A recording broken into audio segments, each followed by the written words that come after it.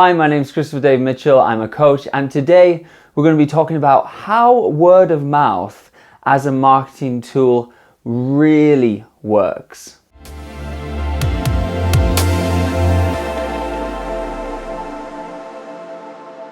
So as I was building my coaching practice, I realized it wasn't just being about a good coach, but I had to learn business and marketing tools as well. And on that journey, you learn some not so great tools. Check out my episode, My Rant on Manipulative Marketing. Those are some of the hard lessons I learned along the way. And then you learn some great tools from great marketers who you respect. And this episode today was completely inspired by Seth Godin, who I heard on a podcast, I think, talk about how word of mouth really spreads. So I wanted to share that with you, particularly if you're a coach or something like that. You know, depending on what you're marketing, it's going to be a different strategy. But I think for coaches who can only take on so many clients, it's a very personable type thing that word of mouth is really great. And so when I was coaching and teaching online coach program where I was helping other coaches get their studios booked out and getting loads of clients so they were a fully booked online coach. This was one thing that I knew really helped them, so I wanted to share it with you today. So, and I want to get the quote right here. Seth Godin says, in regards to word of mouth marketing, people only talk about you because it helps them and not you. So I'll say it one more time. People only talk about you because it helps them and not you. So this really turns everything on its head, because when you're a coach, or when I started, I think, how is word of mouth going to spread? And I was thinking, if I just do such a great job, then they'll just want to tell their friends and tell people about it. And that's true, but it goes a lot deeper than that. And it goes to like, there has to be something in it for them. So what this really means is there has to be something in it for the person who is talking to other people. It can't be just that they are talking for the sake of it. They've got to have a really good reason to spend their time talking to other people, and usually it's because there's something in it for them. There's one of those Maslow's hierarchy of needs, as we've talked about before on this channel, of like social status, say, that's in it for them. So some examples would be that if people came for a coaching lesson with me and then they talked about the lesson with me, it's not because they really care about me. They care about what talking about me gives to them. All right, I'll give some examples. So let's go away from coaching for a second, then we'll come back to it. So if you bought a really expensive watch from, I don't know, Rolex, right? You're not doing it because you care about Rolex necessarily as a brand. You only care about Rolex as a brand because of how it makes you feel, of what it gives you, i.e. probably the hit of social status of like, oh, I'm going up in the world, I've got my Rolex. Or maybe you get other things, you know, maybe you get more, you think you're going to have better relationships because you think someone of the opposite sex is going to be more attracted to you.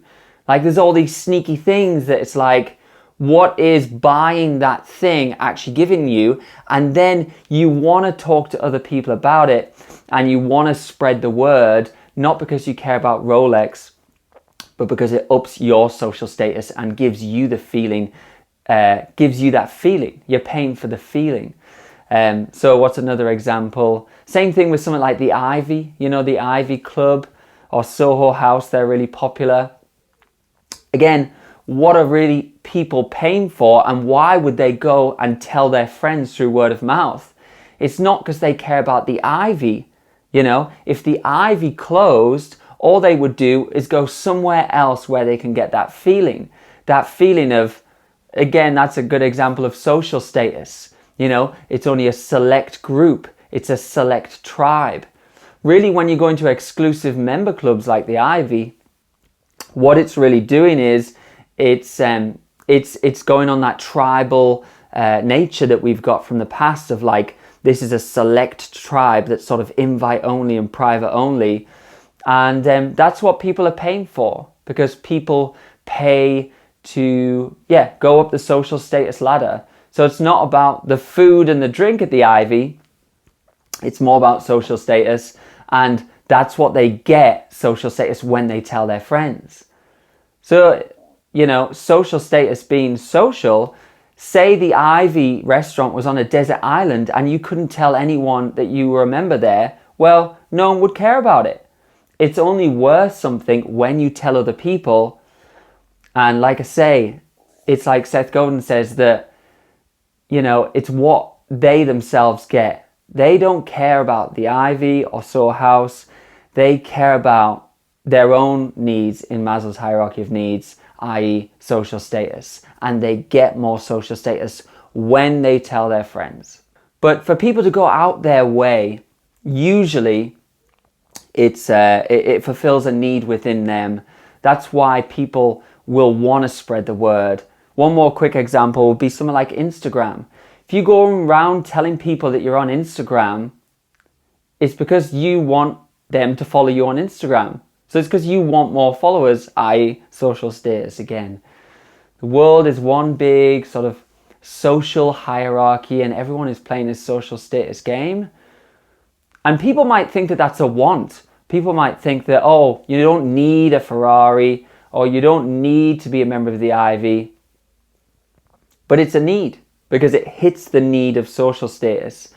And when something hits a need, people will talk about it, and they won't be able to help themselves. But they're probably a bit unconscious about why they're talking about it, but this is like the core reason why. And it's not all a selfish thing of why people talk, but you could argue it is most of the time. But sometimes people will talk and tell their friends just because they want to help their friend out. So say you heard about an amazing coach. You might tell your friends because you know that it would really help them out to sort of go to a great coach, and you'd save them a lot of time. But I still think, even in that example, that you're getting something from that by telling them and being generous, and you're getting there like, hey, I'm a nice person. Hey, I'm a good friend. It's sort of like when you give to charity, what are you really buying? Of course, there's the generous act of giving to charity, but I still think you also get that feeling of like, I'm a generous person, That might sound a bit funny to people, but when people give to charity, they're also sort of paying for a feeling of what that gives them, So it actually runs quite deep, all of this stuff. But just know that as that overview, people will talk, as Seth Godin, if it helps them and not you. And understand that people don't really care about the company or the coach. It's more about the value it gives them, the need it gives them, and then they'll go and talk about it because it gives them something very special. Cannot deny these human needs. People will talk if they're going to get more social status. I mean, look at the world we're in now. The whole social media world wouldn't have anything to stand on if it wasn't hitting the social status needs. That's why Instagram will never take away being able to see how many likes or followers people have got, because that's their metric to keep people competing against each other in this social status world. And just to round up a few more tangible examples so you just really get the idea of this. I remember back when I was a singer, everyone sometimes was going into photography. And photographers, they seem to get booked out really easy. And I was thinking, there's no adverts for photographers. There's no Google clicks. Like, how are photographers really quickly getting a lot of clients?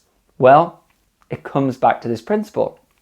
Because when you buy a pen from Amazon, you might not take a picture of that pen and be really willing to show that on Instagram and tell all your friends about it and spread the word, because it doesn't do anything for you, that pen. It's just a pen.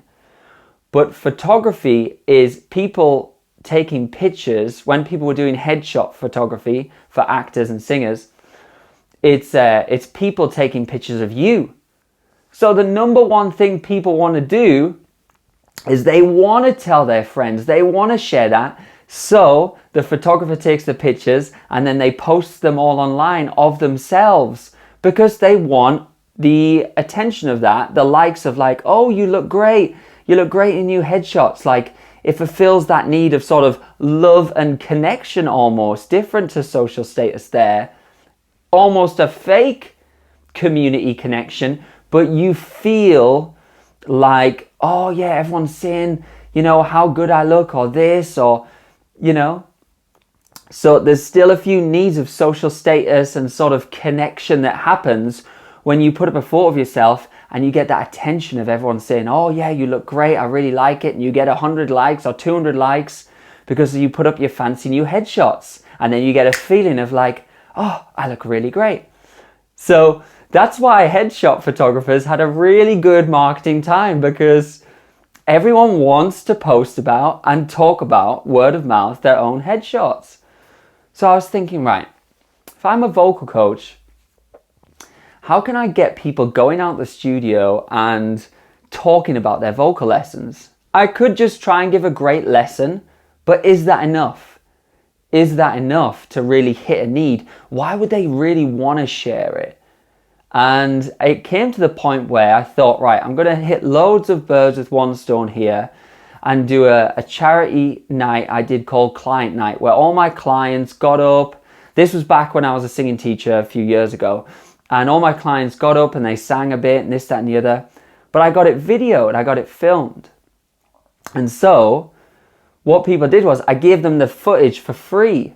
And of course what happened, everyone put up the video footage of them singing online because they wanted to show off, hey, you know, I'm really good here and this is the latest thing I've done, and so pleased to announce I got to sing at this concert. I knew that people wanted to share that. They wanted to share that, hey, I'm doing something with my career, I'm doing something with my work, I've performed to a sold out audience, there's some social status there. And so people did. People shared their videos and thanked Christopher Dave Mitchell for putting it together. And they did that every single one of them did that. But even when I gave an amazing singing lesson to people back in the day, maybe like 1 out of 10 times people would share it on social media, but 100% of people pretty much shared their video of them singing because it's what they got out of it. It's what they got from sharing it. That's why they shared it. Not because they really cared about me. Then they could go to another singing teacher who, if they watch this video, I'm sure would get some wise words of thinking about how things really get shared. So there's some tangible examples in my own life. I hope it helps. Once again, all credit to Seth Godin, one of the good marketers out there, which is very rare. But I hope that helps. I hope it helps reframe.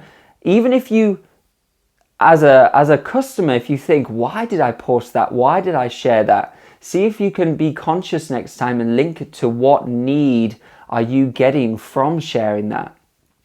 It's interesting. And if you're a coach or you've got a business, start thinking about this in a way of like, how can I get word of mouth to spread by giving them a really good reason, linking it to a need that makes them want to spread it. I don't have to force it. They just want to spread it. And if you're a coach and you fancy doing, it was 12 weeks, heaven knows how many hours, 30 plus hours of a coaching program. I've got my online coach program where I go into much more detail than this and specific strategies and ways and exact ways that you can get your coaching business up and running, then the link for that will be in the description on my website, online coach program. We just take a small group and then we just give them everything I've got to help them get set up, and we've done it before and it worked really well. So if you're interested in online coach program, just check out my website in the link and I would be a pleasure. But either way, like this video or share it out to a friend who's maybe got a business and maybe it would help them. And yeah, check out my website and keep in touch. Let me know in the comments what you thought about this one. if you've had any experiences or this resonated with you. And I'll see you on the next episode, guys. Thanks.